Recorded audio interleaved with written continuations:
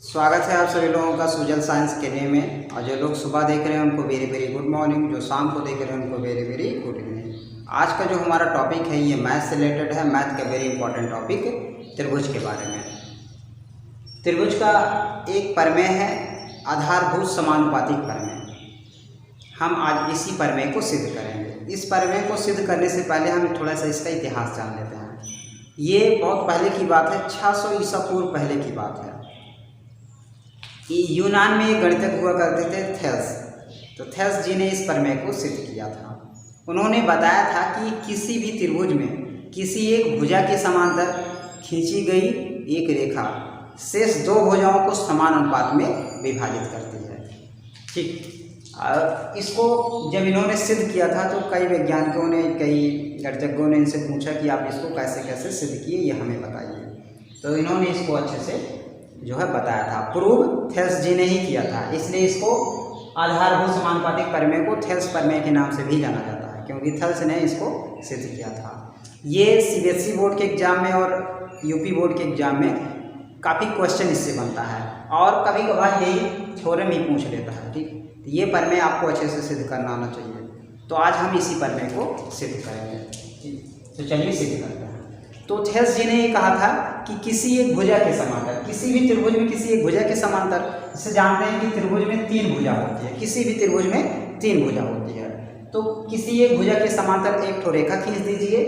तो जो शेष दो रेखा बच रही है, शेष दो भुजा जो बच रही है, ये रेखा क्या करेगी, उनको समान अनुपात में विभाजित करेगी। अब जैसे एक रेखा हमने खींच दिया ऐसे, और किस भुजा के समांतर खींचा है, तो बीसी भुजा के समांतर खींचा है। तो बीसी भुजा के समांतर हमने खींच दिया। तो इसका मतलब है, समांतर का मतलब होता है जो समान अंतर पर हो, एकदम समान अंतर पे हो। हर जगह पे ग्रेटिंग कितना होना चाहिए, एकदम बराबर खींचनी चाहिए। समांतर जैसे रेल की पट्टी क्या होती है, समांतर होती है। अगर समांतर नहीं रहेगी ना तो कुछ देर चलेगी तो फिर इधर उधर असमांतर रहेगी तो चक्के पलट जाएगा, ट्रेनें पलट जाएगी। तो देखते हैं कि जो ट्रेन की जो पटरी होती है एकदम समांतर होती है, कहीं पर भी घटा बढ़ी नहीं होता है। तो समांतर का मतलब होता है जो एकदम समान दूरी पर हो, एकदम क्रम उसका क्या हो, एकदम समान हो, कहीं पर भी गैपिंग अनबैलेंस ना हो इधर का। ऐसे ही इन्होंने एक रेखा खींच दिया और भुजा बीसी के समांतर। फिर और जितने भी गणितज्ञ थे और उन्होंने इनसे पूछा कि और आपने क्या किया था। इन्होंने कहा कि आप क्या करेंगे, यहाँ रचना कर लेंगे। यहाँ से एक तो जो ये ई है, ई यहाँ त्रिभुज ए डी बन रहा है। ये कह रहा था, इन्होंने कहा कि ई से भुजा ए बी पर एक लंब डाल दीजिए। इसका नाम कुछ भी रख दीजिए, एफ का एफ रख दीजिए। तो लोगों ने कहा हाँ ठीक है, आप क्या करेंगे। तो कहा यहाँ से जो डी है, डी से भी एक लंब डाल दीजिए ए सी पर। तो कहा ठीक है, चलिए यहाँ से एक लंब हो गया, इसका नाम क्या दे देते हैं, जी दे देते हैं। इतना थेल्स ने अपने आप किया था, इतना प्रूव करने के लिए उन्होंने किया था। जब पूछा गया उनसे कि आपने क्या किया था, तो ई से भुजा ए बी पर हमने लंब डाल दिया और डी से भुजा ए सी पर लंब डाल दिया उन्होंने। और कहा कि कोना को कोना से मिला दीजिए, यानी कि सी को डी से मिला दीजिए और बी को ई से मिला दीजिए। कहा ठीक है, चलिए ये भी हो गया। अब जो है कहा अब हम आसानी से सिद्ध कर सकते हैं। उन्होंने कहा जब ये डी भुजा बी सी के समांतर है, यानी कि इसका मतलब ए डी का अनुपात डी बी से होगा और ए का अनुपात ई सी से होगा।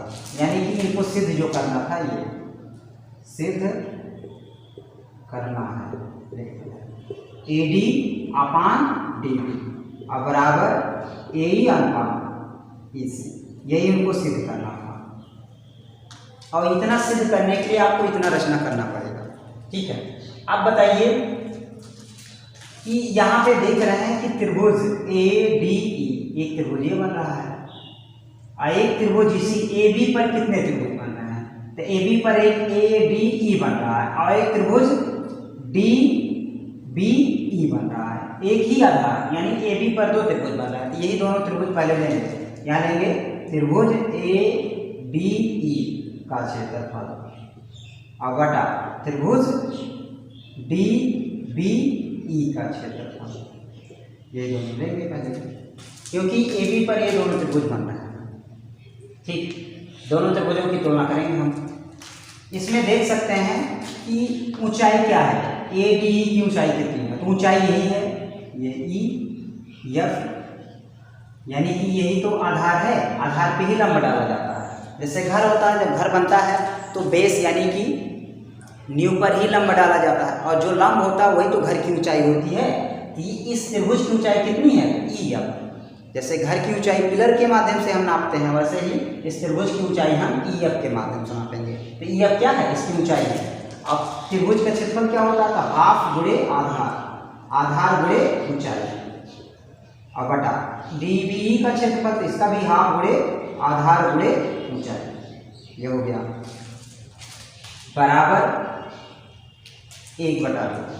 आधार कितना है, एडीई में आधार कौन है, यही जो लंब डाला गया है एडी पर, तो एडी होगा, क्योंकि एडीई क्षेत्र ले रहा है ना त्रिभुज, तो एडी क्या होगा, इसका आधार होगा एडी।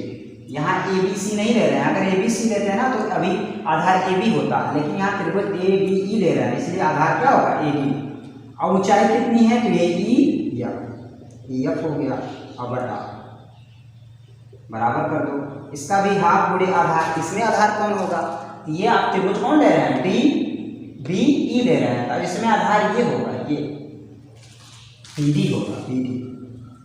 और ऊंचाई कितना होगा, यहाँ तो ऊंचाई दिख ही नहीं रही है, तो ऊंचाई नहीं दिख रही ना, अगर देखा जाए तो इसका प्रतिबिंब कहाँ पे बनेगा, ये जैसे पलट हो तो ये आके यहाँ पे बनेगा, यहाँ पे आके बनेगा, यहाँ पे, यानी ई एफ का प्रतिबिंब यहाँ पे आके बनेगा, यही ई एफ इसका भी होगा, ऊंचाई ई एफ इसका भी होगा, यानी अगर खींचा जाए इसका प्रतिबिंब यहाँ पे आके बनेगा, तो ई एफ ऐसे लिख सकते हैं, ई एफ क्या होगी इसकी ऊंचाई, E F, E F.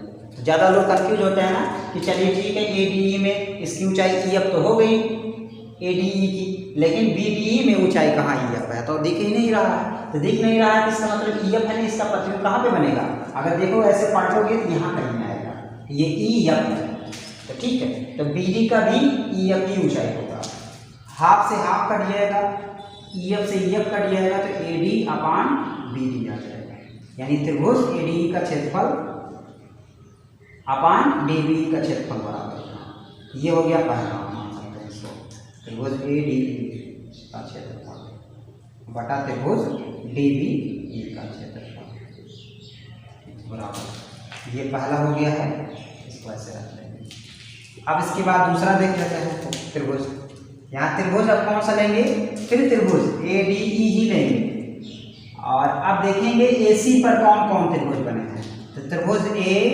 D E, अच्छा बटा त्रिभुज, अब ए सी पर दो त्रिभुज बने हैं, एक ए डी ई बना है और एक त्रिभुज डी सी ई बना है, इसी ए सी पर त्रिभुज डी सी ई का क्षेत्रफल बराबर 1/2। आधार कौन है, आधार यही होगा, ए ई, क्योंकि ए डी ई ले रहे हैं, आपकी बार ये आधार होगा, क्योंकि लंब इधर से डाला गया, इधर से, तो इधर से डाला गया लंब, तब ये आधार हो जाएगा, हाफ गुणे आधार, आधार क्या होगा, तो ए ई और गुणे ऊंचाई क्या होगी, ऊंचाई भी अब बदल जाएगी, ऊंचाई अब क्या हो जाएगी, डीजी हो जाएगी, डीजी, ये जब ये आधार है तो आधार पे ही लंब डाला जाता है, ये डीजी हो जाएगी, इसकी ऊंचाई डीजी, और बटा हाफ गुणे आधार, तो आधार अब इसमें देख लो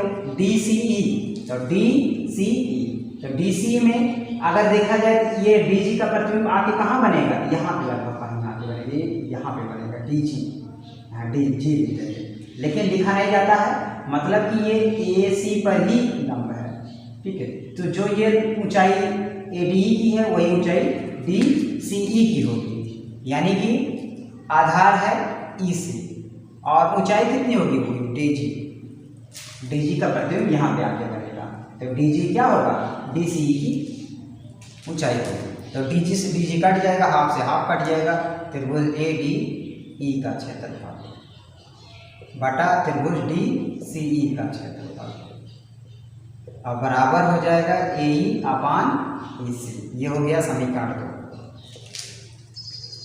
तो तुलना अगर किया जाए तो इसमें देखा जाए तो यहाँ हम देख रहे हैं त्रिभुज बी डी सी तथा त्रिभुज डी सी ई का क्षेत्रफल बराबर है, बराबर है।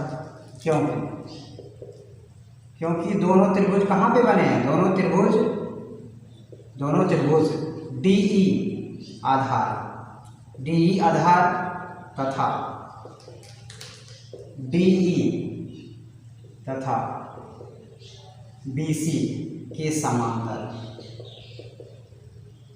बने हुए हैं। DE और BC के समांतर हैं दोनों, DE भुजा और DE और BC के अंदर ही बने हैं, और DE आधार पे ही दोनों त्रिभुज बने हैं, एक ही आधार पर बने हैं, और एक ही आधार पर बने त्रिभुज का क्षेत्रफल क्या होता है, बराबर होता है।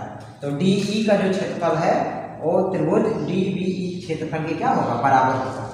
यानी कि समीकरण 1 और 2 से, समीकरण 1 और 2 से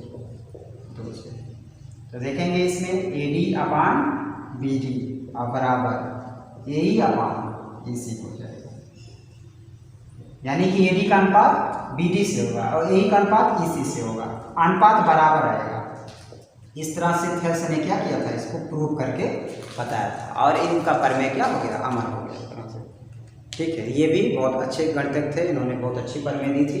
इस प्रमेय पे बहुत सवाल बनते हैं, ये भुजा दिया रहेगा, ये भुजा पूछेगा, ये भुजा दिया रहेगा, ये भुजा पूछेगा, कोई 3 भुजा देगा, एक तो अज्ञात दे देगा, उसको बताना रहता है। AD का अनुपात DB से, AE का अनुपात EC से होगा। ठीक है, तो आई होप ये वीडियो आपको अच्छा लगा होगा। अगर अच्छा लगा होगा तो चैनल को सब्सक्राइब करेंगे, वीडियो को लाइक करेंगे और दोस्तों में शेयर करेंगे। आज के लिए इतना ही, मिलते हैं नेक्स्ट वीडियो में, तब तक के लिए जय जवान जय किसान।